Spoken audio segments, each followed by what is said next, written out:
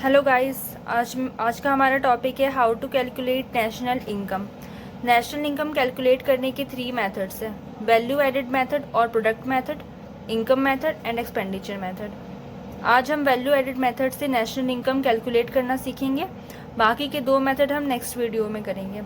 अब value added method से national income calculate करने से पहले इसमें कुछ टर्म्स है जो यूज़ आती है आगे नेशनल इनकम कैलकुलेट करने में, तो वो टर्म्स मैं आपको दिखाऊंगी। पहले ये देखिए, ये टर्म्स है NNP एट FC। इसका मतलब है net national product at factor cost. फिर है FC जिसका फुल फॉर्म है फैक्टर कॉस्ट। MP है मार्केट प्राइस। G ग्रॉस के लिए यूज़ करेंगे, N नेशनल के लिए, P product, VA value added, GDP gross domestic product and NDP national domestic product. ये आगे हमें इसी शॉर्ट फॉर्म का यूज़ करना है, इसीलिए आपको इसका फुल फॉर्म पता होना चाहिए।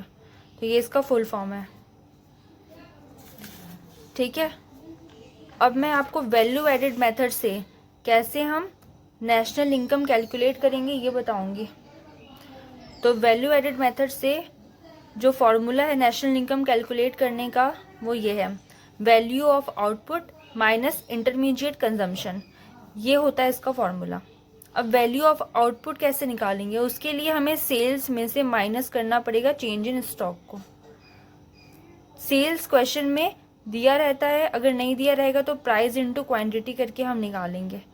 और चेंज इन स्टॉक निकालने के लिए क्लोजिंग स्टॉक में से ओपनिंग स्टॉक को लेस कर देंगे तो चेंज इन स्टॉक आ जाएगा।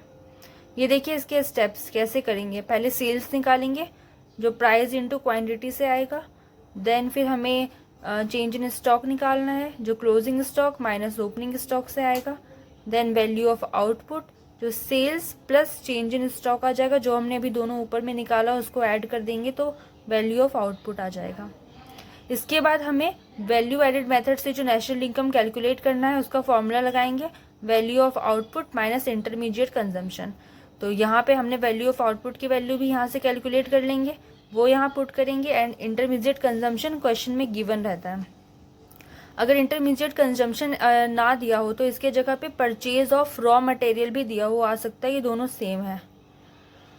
अब GVA एट MP या GDP एट MP ये क्या है, ये इसका मतलब ये है कि हमें वैल्यू एडेड मेथड से नेशनल इनकम कैलकुलेट करना है। एग्जाम में GVA एट MP ही निकालने के लिए आएगा, तो इसका वही मतलब है कि हमें वैल्यू एडेड मेथड का ही यूज़ करना है, ठीक है। अब मैं आपको एक क्वेश्चन दिखा रही हूँ ताकि आपको ये समझ में आ जाए कि हम कैसे फॉर्मूला यूज़ कर रहे हैं।